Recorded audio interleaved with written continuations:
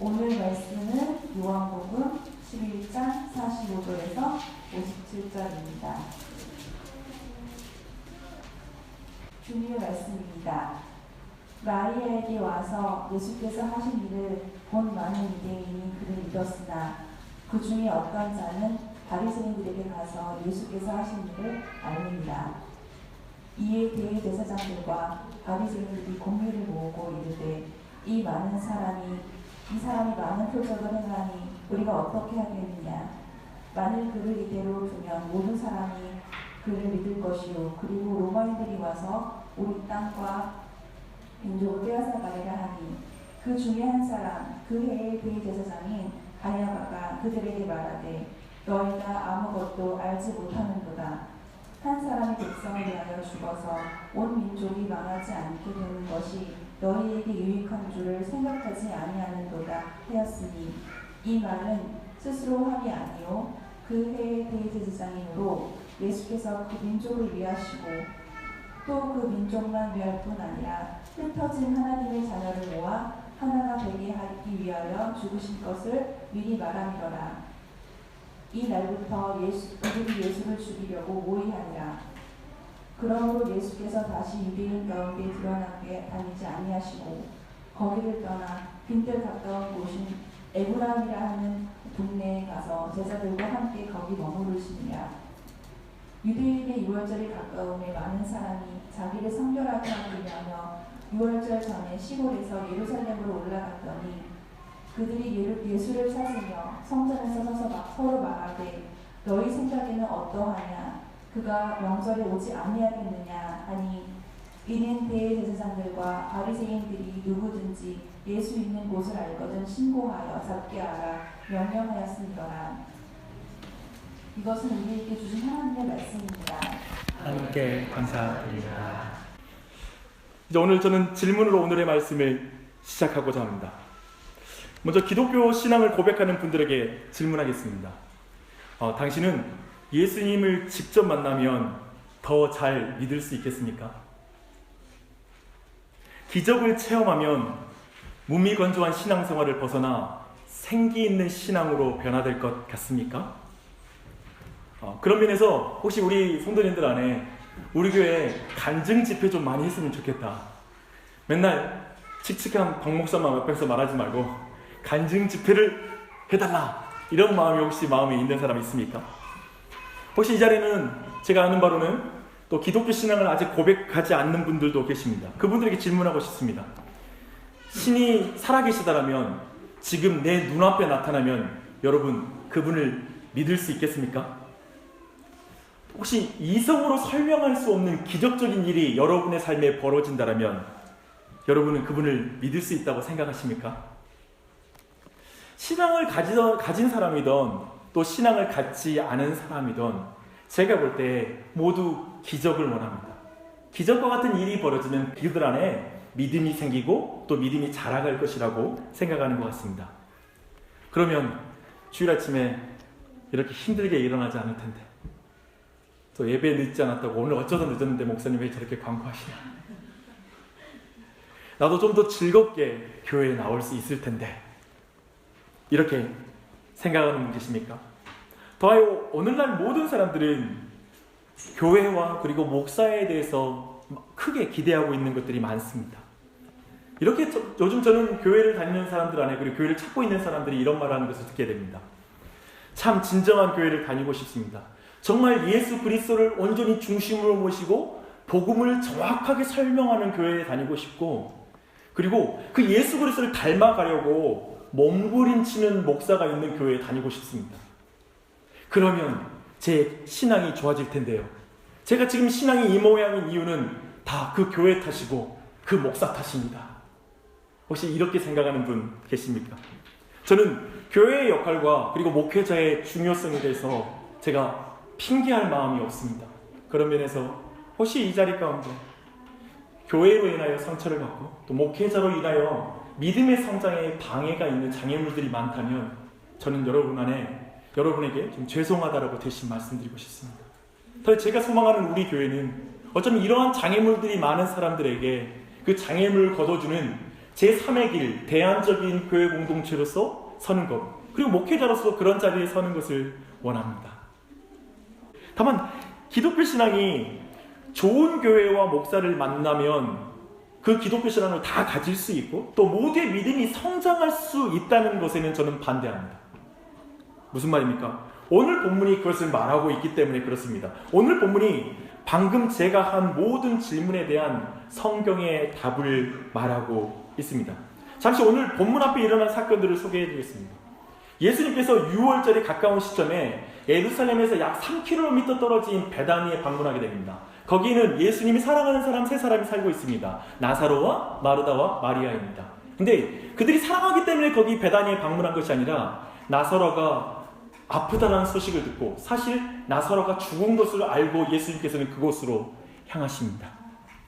근데 예수님께서 도착한 즈음에 이미 나사로는 죽은 지 4일이 지난 상황이었습니다. 그래서 그곳에는 정말 죽음의 냄새가 그 무덤에 진동하고 있는 상태였습니다. 그곳에는 마르다와 마리아를 위로하기 위해서 그리고 함께 죽음 앞에서 곡함으로 말미암아 그들을 위로하기 위해서 모인 유대인들이 모여 있었습니다. 어느 인종이나 죽음이라는 한계를 넘지 못하는 인류는 함께 우는 장례 문화를 발전시켜 왔습니다. 하지만 생명의 주인이신 예수님은 신체 썩은 시큼하고 역한 냄새가 나는 그 무덤을 향해 저벅저벅 걸어가십니다. 그리고 한 사람으로서는 굴릴 수 없는 그 무덤을 막은 커다란 돌을 옮기라고 명령을 합니다. 냄새가 하도 역했기 때문에 그의 누이 마르다가 가서 말립니다. 아유, 안 돼요. 이미 시체가 썩어서 역합니다. 라고 말하는 것이죠. 저는 여기에서 이 세상에서 우리가 가질 수 있는 아무리 가까운 관계일지라도 죽음이라는 한계 안에 관계가 이렇게 변한다는 걸 보게 됩니다. 뭐냐면 아무리 사랑하는 사람도 그 시체가 썩어가면 그 옆에 있기 싫은 것입니다. 그래서 역하다고 말하는 것이죠. 이게 죽음 앞에 사람의 한계요, 죽음 앞에 모든 사랑하는 관계의 한계이기도 합니다. 그러나 죽음의 한계에 사로잡힌 사람들의 만류에도 불구하고 예수님은 그것을 뿌리치고 그 자리에 있는 유대인들에게 직접 돌을 굴리라고 명령을 내립니다. 여기에는 여러 가지 메시지가 있습니다. 이런 메시지죠. 똑똑히 봐라. 나사로는 분명히 죽었다. 똑똑히 봐라. 이제 행할 일은 잘 기획된 사기쇼가 아니다. 뭐냐면 그 돌을 옮기는 사람들은 그 시큼한 역한 냄새를 다 맡고 그 안에 증인들로 다 서 있는 것이거든요. 그리고 예수님은 큰 소리로 그 무덤을 향해 외칩니다. 나사로야, 나오라! 2번도 아니고 1번 명령하십니다. 저는 이 명령이 주위에 있는 모든 유대인들을 향한 명령이라고 생각합니다. 죽음 앞에 무력한 자, 죽음으로 매일 한 걸음씩 다가가고 있는 자, 그저 죽음 앞에서 함께 울어주는 것 외에는 다른 것을 할 수 없는 사람들, 바로 여러분들. 그에게 말합니다. 일어나, 나오라. 생명의 주인인 나에게 나오라. 내가 내 말을 믿으면 내가 너에게 영원한 생명을 주리라. 이렇게 말하는 음성으로 들립니다. 나사로야, 나오라. 결국 죽음으로 귀결될 내 생각에, 내 시간에, 내 방법, 내 성공, 내 자랑을 깨고 나오라. 나는 그런 하나님이다. 라고 말씀하시는 것입니다. 예수님의 명령에 나사로는 시체에서 나오는 물을 흡수해주는, 그리고 그 시체가 썩어가는 것을 직접적으로 보지 못하도록 감싸주는 그 천을 두르고 나옵니다. 아마도 마지막 염을 하고 마지막 수의를 입힐 때, 그때는 죽은 자를 향한 최고의 애를 갖추어서 입히는 것이죠. 하지만 이제 나사로에게 죽은 자를 위해서 준 인간의 최고의 애절은 그를 속박할 뿐입니다. 그래서 예수님께서는 그를 풀어주라고 말합니다. 놓아주어라 라고 말씀하는 것이죠. 사랑하는 여러분, 이 사건은 예수님이 누구신지 너무나 분명하게 드러낸 사건이었고 예수님이 직접 이 놀라운 일들을 행하는 사건이었습니다.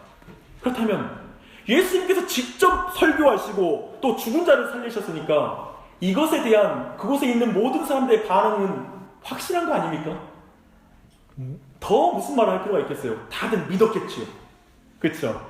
놀라운 기적을 봤으니까. 근데요, 놀랍게도 이제 그 요한복음은 나사로와 그의 누이에게서 성경의 렌즈를 옮겨버립니다. 만약 기적이 믿음을 만든다면 인사체험을 팔아서 마케팅을 하면 확실하게 효과적인 사역을 할 수 있지 않겠습니까? 예를 들면 회당마다 뭐 붙이는 거죠. 삼남매 부활 간증 집회를 진행하면 매우 풍성하고 연속적이며 효과적인 그런 사역을 할 수 있을 것입니다. 성경은 놀랍게도 다른 사람에게 렌즈를 옮깁니다. 이것은 오늘날 교회의 렌즈와 너무 다르지 않습니까? 좀 더 솔직하게 말하면 현실적인 문제가 해결되는 기적과 같은 체험이라면 내가 예수님 더 잘 믿을 거야. 지금 내 삶에 이런 문제 해결되면 내가 하나님을 더 잘 섬길 텐데 라고 생각하는 그런 렌즈를 갖고 있는 사람들, 바로 우리가 가지고 있는 렌즈와 성경의 렌즈는 너무나 다르다는 것입니다. 여기에서 잠깐 확인하고 가십시다. 성경은 기적과 간증하는 사람의 체험이 참된 믿음의 원천이 될 수 없다고 말합니다. 그것으로 믿음이 자라나지도 않는다고 말합니다. 우리가 상상하는 것과 너무 다르죠? 솔직히 말씀드리면 제가 이번에 요한복음을 보는데 성경의 독특한 렌즈를 보았습니다. 뭐냐면 요한복음의 저술 목적 자체가 우리가 20장에서 봤다시피 예수께서 하나님의 아들이신 것과 그리스도이신 것을 믿게 함으로 말미암아 하나님의 자녀가 되는 것, 구원을 얻게 하는 것이 요한복음의 목적이거든요. 그렇다면 요한복음의 렌즈가 믿는 사람을 자꾸 비춰줘야지 우리 긍정의 사고방식으로 그래도 좀 믿고 싶은 마음이 들지 않겠어요? 근데 자꾸 요한복음의 렌즈는 믿지 않는 자들에게 자꾸 그 목적을 맞추고 있어요. 렌즈를 맞추고 있어요. 왜 그럴까? 요한복음을 보다 보면 이런 말이 나와요. 야, 예수 믿기 힘들다. 기적을 봐도 안 믿고, 아무리 봐도 안 믿고, 또 봐도 안 믿고, 계속 봐도 안 믿고, 결국에 안 믿고. 그렇단 말입니다. 우리처럼. 도리어 뭐를 해도 믿지 않는 사람들을 렌즈에 담아내고 있는 걸 보게 됩니다. 저는 이것을 실제로 증명하는 것이 바로 45절과 46절입니다. 함께 45절과 46절 말씀 함께 읽겠습니다. 시작. 마리아에게 와서 예수께서 하신 일을 본 많은 유대인이 그를 믿었으나 그 중에 어떤 자는 바리새인들에게 가서 예수께서 하신 일을 알리니라. 우리는 45절에 우선 이 나사로를 살리신 예수님에 대한 첫 번째 반응으로 믿음의 반응, 그것은 45절의 반응, 이것은 당연한 반응이라고 생각할 것입니다. 그렇잖아요? 하지만 46절의 반응을 보인 자들은 누구입니까? 이 사람들은 바리새인들에게 가서 예수님께서 이런 일을 행하셨다라고 이렇게 말합니다. 간증하러 간 것일까요? 아니면 그들을 자극하러 간 것일까요? 저는 후자라고 생각합니다. 그들은 예수님의 놀라운 기적과 그리고 예수님이 누구신지를 분명하게 봤음에도 불구하고 예수님을 믿지 않는 거예요. 이렇게 표적을 보고 믿는 자와 믿지 않는 자, 45절과 46절을 믿는 자와 믿지 않는 자로 딱 구분해서 해석하면 괜찮을 것 같은데 그렇지 않습니다. 45절에 믿음의 반응을 보인 사람들에 대한 이 믿음에 대한 해석이 크게 두 가지입니다. 먼저는 그들의 믿음을 순수하게 바라보는 시선입니다. 도저히 부인할 수 없는 명백한 증인이 있잖아요. 그리고 도저히 부인할 수 없는 명백한 증거, 나사로가 있잖아요. 그래서 순수하게 진짜 그 많은 사람들이 진짜 다 믿었다라고 이렇게 이해하는 것입니다. 그러나 두 번째 해석은 의심이 많은 시선입니다. 어떤 시선이냐면 곧 있을 6월절에 예수님께 열광하던 많은 사람들이 예수님을 죽이는 일에 열심을 내거든요. 그런 면에서 볼 때 이들 또한 여기에 속해 있다. 꼭 이 사람 전부 다 예수님을 안 믿는 건 아니지만 그 중에 일부는 분명히 예수님 안 믿는 게 틀림이 없다. 이렇게 보는 것입니다. 저는 어떤 해석을 따를까요? 어떨 것 같습니까? 여러분들은 어떤 의견에 좀 더 가까이 가 있습니까? 저는 좀 둘 사이에 양다리를 거치려고 합니다. 그게 제일 안전해요. 하지만 저는 솔직히 후자에 좀 더 마음이 있습니다.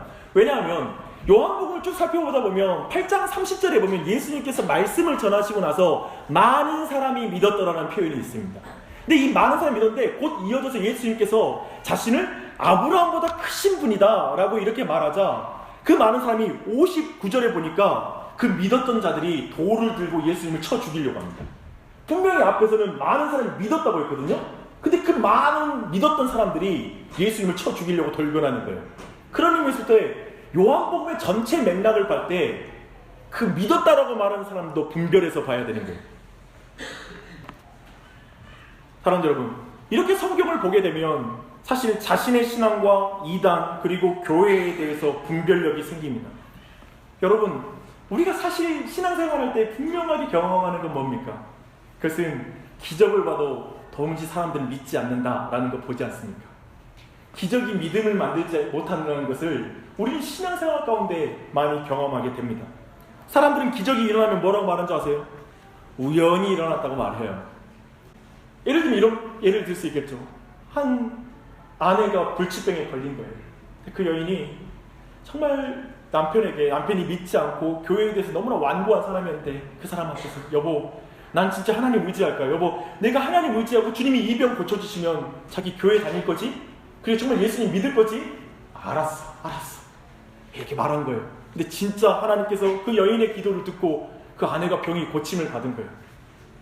그래서 이 남편 안에 도저히 그 부인할 수 없으니까 교회는 다녀요. 그리고 이제는 예전처럼 교회와 그리고 예수 그리스도에 대해서는 반감을 가지고 있지 않아요. 하지만 여전히 그 마음에 예수를 믿지 않아요.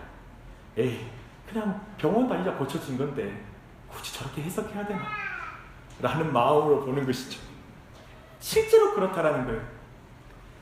또 그런 내용뿐만 아니라 어쩌면 오늘 말씀 마치 아브라함, 어떤 예수님의 좋은 말씀에 대해서 열광했지만 아브라함보다 크다는 말씀에는 반감을 가진 것처럼 오늘날 교회는 듣기 좋은 말씀에는 열광하지만 자신의 죄를 드러내고 열매 맺는 삶을 말하고 있는 그리스도의 급진적인 제자도를 요구하는 그런 메시지를 들으면 사람들의 마음에는 그 메시지에 대해서 반감을 갖게 됩니다. 그 또한도 부인할 수 없습니다. 또한 여러분, 어떤 교회들을 또한 우리가 분별할 수 있을 것입니다. 저는 이런 교회들을 알고 있습니다. 부활 간증이 예배 시간에 계속 이어지는 교회, 십자가 간증이 계속 이어져서 예배 시간이 4시간, 5시간 드리는 것이 그 교회의 자랑이에요. 메시지는 짧고 계속 간증이 이어지면서 사람들이 열광을 한대요. 몇 시간 동안. 그리고 그곳에 사람들이 많이 몰려들어요. 그리고 실제로 그 간증을 통해 믿음을 갖게 됐대요. 저는 간증에 대해서 존중합니다. 간증을 통해서 하나님이 일할 수 있다는 걸 존중합니다. 그런데 그들이 말하는 것처럼 간증이 예배에 꽂힌 것, 마치 간증이 믿음을 만들어낼 수 있다는 식에 대해서는, 그런 설명에 대해서는 동의하지 않습니다. 저는 그 열광하는 무리들의 믿음을 다 부인하지 않지만 또한 다 믿지도 않습니다. 물론 참 믿음을 가진 자들도 신앙의 여정 속에서 그렇게 기적도 경험하고 간증도 있다라고 생각합니다. 하지만 제 말은 우리의 체험이 예수 그리스도가 하심에도 불구하고 지금 이 앞에는 다양한 믿음의 형태가 있다는 것입니다. 예수님이 말씀을 전해도 다 믿지 않는다는 거예요. 그런 것을 봤을 때 오늘날 우리의 간증과 이러한 것들이 믿음을 만들어낸다고 보는 것은 또 올바른 해석이 될 수 없다고 말하는 것입니다. 그리고 또한 이제 놓치지 말아야 될 건, 이제 나오는 반응을 이전과 비교할 수가 없습니다. 예수님이 죽음의 냄새가 진동하는 인생을 생명의 냄새가 진동하는 인생으로 바꾸셨습니다. 그런데 유대인들의 산헤드린 공회가 모입니다. 산헤드린 공회는 로마로부터 자치권을 얻어서 종교적 그리고 행정적 어떤 자치권, 재판과 판결을 하는 유대인들의 최고 의결 기관입니다. 지방에도 약 23명의 그런 산헤드린이 있었고요. 그리고 예루살렘 지금 그 수도에는 71일로 구성된 그레이트 산헤드린, 즉 대산헤드린이라는 것이 있습니다. 그래서 지금 예수님을 의제로 삼아서 대산헤드린이 지금 모였습니다. 그들의 안건은 이것입니다. 이 사람 곧 예수가 많은 표적을 행하니 우리가 어떻게 하겠느냐? 예수님이 표적을 많이 행하신 것을 알고 있습니다. 그들은 진짜 예수님이 표적을 행하고 있다고 알고 있어요. 그러면 믿어야 하는데 그들은 전혀 다른 생각을 하고 있습니다. 기적을 경험하면 할수록 믿음이 성장하는 것이 아니라 예수 그리스도에 대한 적대감을 키워가고 있습니다. 예수님이 누구신지 분명하게 보면 볼수록 어쩌면 그들은 예수님을 더 가까이 여겨야 되고 주님을 찬양해야 될 텐데 그들은 예수님을 죽이려고 하는 그 의지 또한 분명해지고 있습니다. 그래서 지금 산헤드린 공회의 공기는 굉장히 차갑고 그리고 분노와 그리고 살이가 가득한 상태입니다. 죽음의 냄새, 그것을 생명의 향기로 바꾸신 예수 그리스도를 죽이겠다고 생각하는 것입니다. 사실 이 사람들의 마음에는 두려움이 가득했습니다. 그것이 48절에 잘 나타나 있습니다. 만일 그를 이대로 두면 모든 사람이 그를 믿을 것이요 그리고 로마인들이 와서 우리 땅과 민족을 빼앗아 가리라 하니, 그들은 지금 나사로를 예수님께서 살리신 이 사건이 얼마나 폭발성이 있는 사건이었는지 분명히 알고 있어요. 유대인들은 표적을 굉장히 중요하게 여겼거든요. 그런 면에서 볼 때 지금 곧 있으면 6월절이 있고 6월절로 말미암아 각지에서 굉장히 많은 사람이 지금 예루살렘 안에 들어와서 발디딜 틈 없이 유대인들이 가득 모여든 거예요. 근데 그때 나사로 사건이 지금 퍼지기 시작한 거예요. 이제 곧 있으면 여론은 완전히 예수 그리스도께 쏠리게 될 것입니다. 이 여론이 쏠린다는 의미는 곧 밀란이 일어날 가능성이 굉장히 커지다는 것입니다. 즉 산헤드린 공의가 기본적으로 밀란을 막지 못하면 로마 정부로부터 어떤 책임을 받기 때문에 그들은 근본적으로 그것을 두려워하고 있습니다. 당연히 그 사건으로 말미암아 그들은 두 가지를 잃을 것을 구체적으로 두려워합니다. 그 두 가지는 첫 번째는 뭐냐면 우리의 땅과 우리의 민족입니다. 근데 여기서 우리의 땅이라는 것은 어떠한 말인가? 근데 특별히 그 땅이라고 우리가 말할 수가 있는데요, 그 땅은 바로 성전을 가리킵니다. 즉 이 사람들은 성전을 잃을 것을 굉장히 두려워했습니다. 왜 성전을 잃어버리는 걸 두려워했을까요? 왜 성전이 파괴되는 걸 두려워했을까요? 첫 번째, 우리가 알다시피 우린 너무 예배하고 싶어요. 나는 예배자입니다. 주님, 정말 예배 못 드리는 게 너무 속상해요.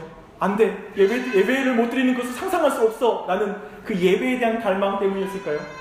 사실은 그것이 아닙니다. 그걸 정확히 알기 위해서는 마태, 마가, 누가에서 바로 이 성전에서 일어났던 성전 정화 사건으로 가야 됩니다. 특별히 그 성전 정화 사건을 왜 이어가냐면 그때 예수님께서 성전 안에서 장사를 하는 사람들을 다 쫓아내실 때 특별히 그들이 분노하고 화를 냈던 이유의 한 가지는 그들이 그 안에서 세금을 걷어내므로 막대한 부를 축적했거든요. 그런 의미에서 지금 그들은 자기들의 어떤 수익 구조에 대해서 깨뜨리는 그 상황, 성전이 깨어지면 그런 수익 구조가 깨어지는 것에서 매우 못마땅하고 있는 것입니다. 그래서 요즘 표현은 그런 표현이 있잖아요. 성전은 쉽게 말하면 바리새인과 사두개인의 지속 가능한 빨대라고.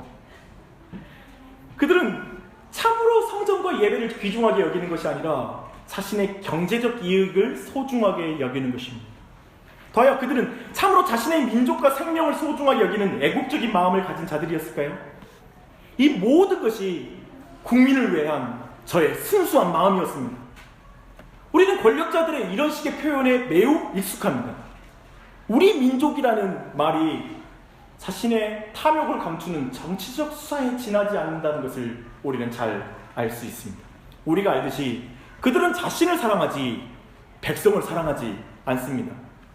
늘 자기애로 눈먼 사람들은, 그리고 자기애로 눈이 먼 그 지도자들은 요즘 뭐라고 하죠? 국뽕이라고 말하죠.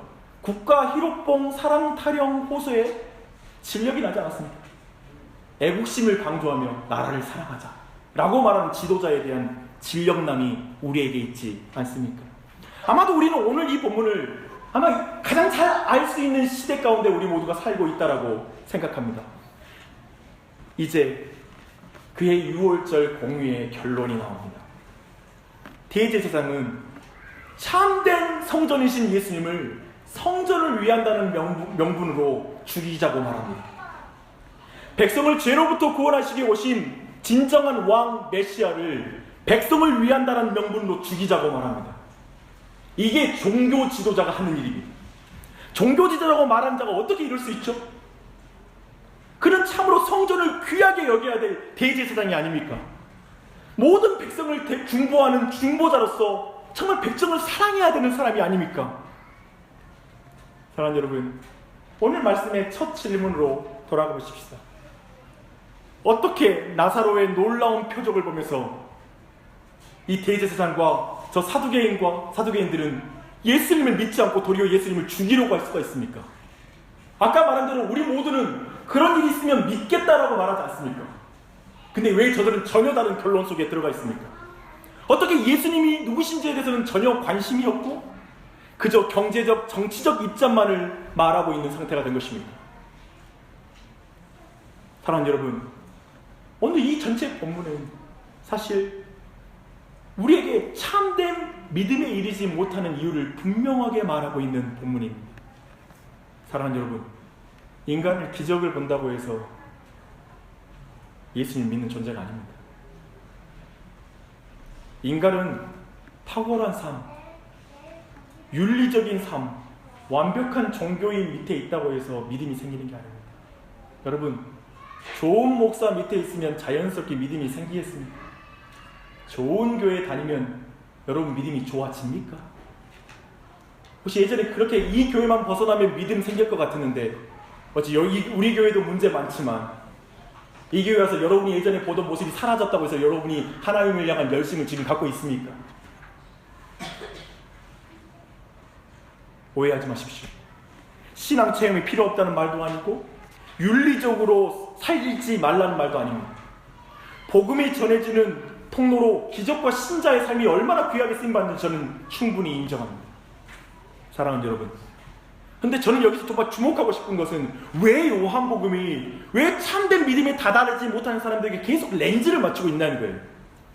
사실 요한복음 전체가 그렇거든요. 왜? 기독교 신앙은 매우 갖기 어려운 거야. 너가 믿음 가지면 굉장히 소수에 있으니까 소수의 메시아적 자긍심을 가질 필요가 있어. 이런 걸 원해서 그럴까요? 이단들이 그런 거 같잖아요. 다 죽지만 우리는 소수이지만 하나님께 구원받아. 어떤 그런 식의 자긍심을 주려고요? 아니요. 도리어 계속해서 이렇게 렌즈를 계속해서 믿음에 이르지 못하는 사람에게 맞추고 있는 이유는 뭐냐면 기독교 신앙에 이를 수 있다고 생각하는 인간적인 생각과 사람들의 방법을 하나하나 걷어내는 거예요. 요한복음 지금 그것에 관심을 갖는 거예요. 그리고 왜 사람들이 기적과 체험을 통해서도 믿음에 이르지 못하는지 그 핵심적인 이유에 대해서 요한복음은 설명하고 있습니다. 왜 나사렛의 표적을 보고도 유대 지도자들은 예수님을 믿지 않아? 우리 안에 질문이 있잖아요. 요한복음이 말하고 있는 우리가 참된 기독교 신앙에 이르지 못하는 이유는 자기 사랑입니다. 따라하겠습니다. 자기 사랑. 자신이 스스로의 주인이 되어 자기의 경제적, 정치적 입장을 가장 사랑하는 사람, 자기의 이익이라는 렌즈를 끼고 있는 사람은 교회를 오래 다녀도 성경을 많이 봐도 예수님을 보지 못합니다. 자기애로 가득한 사람은 자신을 향한 예수님의 사랑을 보지 못합니다. 자기에게 눈이 너무 밝은 사람은 예수님께 눈이 어두워집니다. 신앙생활을 하는 많은 사람들은 끝없이 말해요. 예수님, 십자가에서 나를 사랑한다고 말하지 말고 좀 내려오세요. 내려오셔서 사랑하세요. 제발 십자가, 영생, 구원, 천국, 그리고 성령 충만 이런 막연한 개념들 좀 말하지 마세요. 그만 말하시고요. 예수님, 구원의 은혜 말고요, 돈을 주세요. 좀 현실적으로 은혜를 좀 주세요. 그거 보여주면 내가 믿음 가질게요. 나 예수님 따를게요. 지금 좀 나중에 높여준다는 말, 그런 말 좀 하지 말고 제발 교회는 제가 그런 말 좀 안 했으면 좋겠어요. 제발 지금 높여주세요. 인생이 너무 힘든데 목사가 현실적인 그런 말 전하지 않고 막연한 구원, 영생 이런 거 말하면 갑자기 그냥 돌이라도 있으면 돌 던져버리고 싶은 마음 없어요? 왜 우리 교회는 복받는 설교 안 해? 확 내게 박히는 그 이야기. 깊은 내면에 뭐가 있냐면 자기애가 있는 것입니다. 이 자기애가 가득한 사람들은 예수님이 나를 따르라고 그러면 계산기를 두드려요.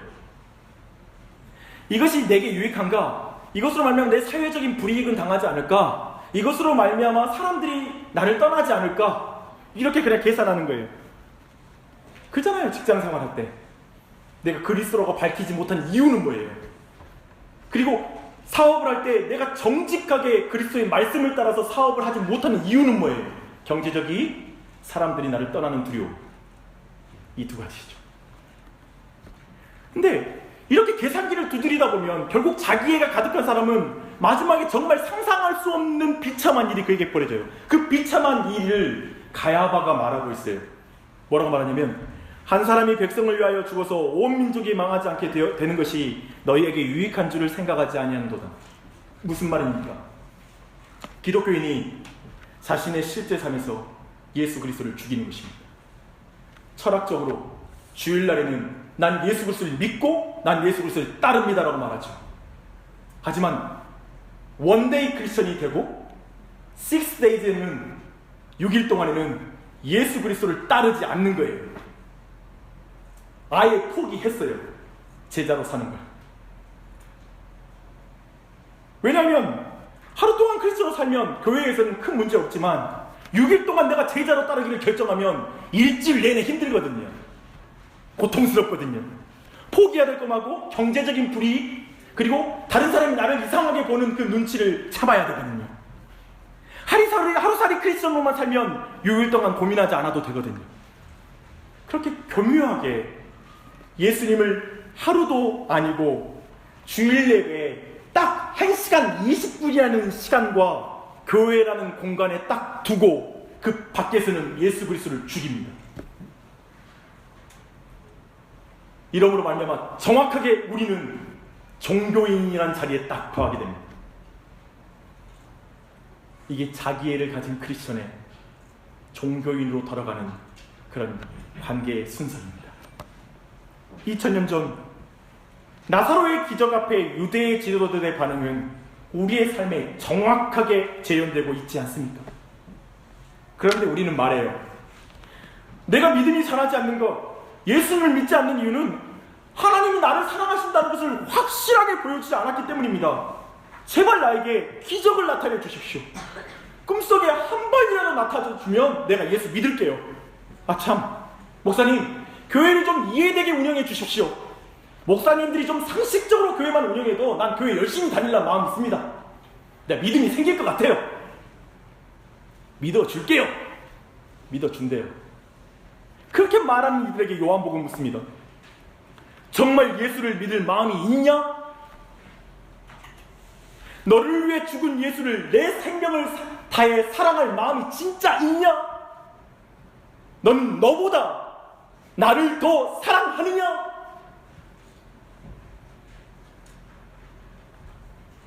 우리에게 필요한 것은 더 큰 기적이 아니라 하나님을 더 사랑하는 거예요. 나를 가장 많이 사랑하는 사람에게는 기적이 필요 없는 거예요. 이 질문 앞에 우리는 분명하게 자신을 보게 됩니다. 목사로서 저는 이 질문 앞에 섭니다. 나는 하나님보다 나를 더 사랑하는 목사이구나. 목사여도 예수님보다 나를 더 사랑하는 목사구나. 교회를 위한다고 말하지만 사실 나는 나를 더 사랑하는 사람이다. 예배드리는 공간을 확충하자고 나중에는 우리 더 많은 사람이 예배하게 드리는 예배당 크게 지읍시다 라고 다 예배를 위해서 합니다 라고 말하지만 내 이름, 나를 더 사랑해서 그 일을 할 수도 있는 사람이구나. 너무 분위기 무거워지죠? 이 자리에는 예수님을 아직 주와 그리스도로 고백하지 않는 분들이 계십니다. 왜 예수님을 믿지 않으십니까? 대답하겠죠. 이해되지 않아서요. 느껴지지 않아서요. 기적을 경험하지 못해서요. 잘못된 목사와 교회 때문에. 아무튼 저는 한국 교회에 대한 반감이 너무 커서 저는 예수 믿기 싫습니다. 여러 가지가 있을 것입니다. 저는 여러분이 정말 우리 교회에서 그런 많은 장애물들이 제거되고 예수님을 정직하게 직면하고 정직하게 질문하고 그분으로부터 정직한 대답을 얻는 그런 교회가 되기를 바랍니다. 근데요, 기억하십시오. 기독교의 참된 믿음은 그렇게 교회에 대한 반감이 제거된 호감을 가진 상태가 믿음이 있는 상태가 아니라는 것입니다. 여러분이 꼭 봐야 하는 것이 대제사장 가야바의 말에 있습니다. 한 사람이 백성을 위하여 죽어서 온 민족이 망하지 않게 되었도다. 가야바의 이 말을 들어야 합니다. 저는 이 말씀을 이 자리에 저와 같이 자기애로 똘똘 뭉친 신자들과 비신자 모두에게 간절히 전하고 싶습니다. 오늘 이 가야바의 말이 오늘 본문을 통해 여러분에게 들려주기 원하는 말씀입니다. 이 자리에는 기독교가 예수를 통해서만 구원받는 것이 못마땅한 분도 있을 것입니다.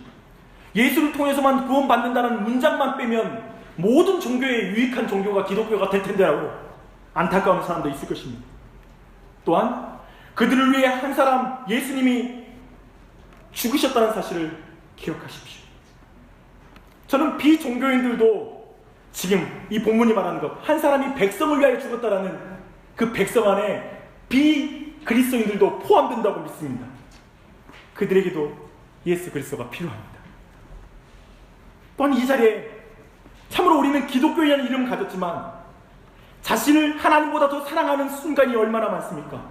눈 닦아 한 번만 감고 말씀을 따르지 않으면 많은 경제적 유익이 따라올 때 우리는 그 순간 타협한 적이 얼마나 많이 있습니까? 제자의 길 포기하고 그저 종교인으로 머물면 편할 수 있는 신앙생활이기에 그 편함을 선택한 적은 얼마나 많이 있습니까? 예수님만 빼면 세상과 화목할 수 있잖아요.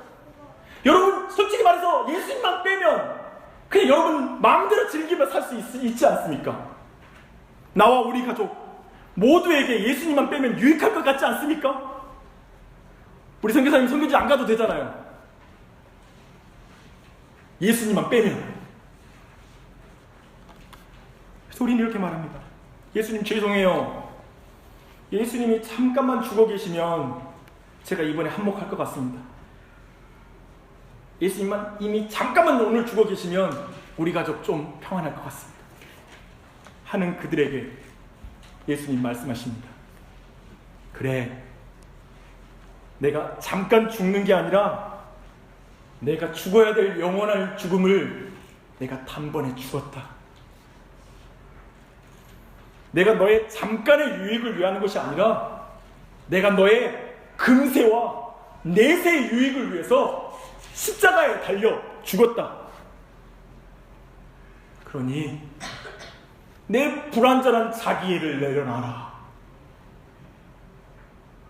내 불완전한 이 세상을 사랑하는 걸 내려놔라. 그리고 나의 사랑을 받아들이려. 죽음으로 부패할 사랑을 내려놔라. 그리고 영원히 썩지 아니할 나의 살과 피를 받아 먹으려. 이게 기독교의 복음입니다. 주 안에서 사랑하는 여러분, 제가 신앙생활 가운데 그리고 성경에서 발견한 자기애를 깨뜨리는 유일한 방법은 나보다 나를 더 사랑하는 예수님을 만나는 것입니다. 내가 발견한 자기 계획을 깨뜨릴 수 있는 유일한 방법은 나의 계획보다 더 크신 예수 그리스도의 계획을 믿는 것입니다. 내가 믿는 한 자기 시간을 깨뜨릴 수 있는 것은 나의 시간보다 더 시간이 기신 영원하신 하나님의 시간을 믿는 사람만이 자기 시간을 깨뜨릴 수 있습니다. 사랑하는 여러분, 우리가 생각하는 차원의 자기 사랑에 만족하는 것이 아니라 인간은 죄인을 향한 하나님의 사랑으로만 만족하고 채워지는 존재입니다. 사랑하는 여러분, 혹시 여러분이 대제사장 가야바의 자리에 있을 수 있습니다. 자, 기억하십시오. 합력하여 선을 이루신 하나님의 사랑이 여러분에게 있습니다. 그분을 믿으십시오. 그 사랑이 우리를 만족시킵니다. 그 사랑만이 우리를 변화시킵니다. 그러니 주님을 나보다 더 사랑하게 해달라고 기도하십시오. 그때 모든 일상이 기적이 될 것입니다. 사랑이 기적을 만듭니다. 기도하겠습니다.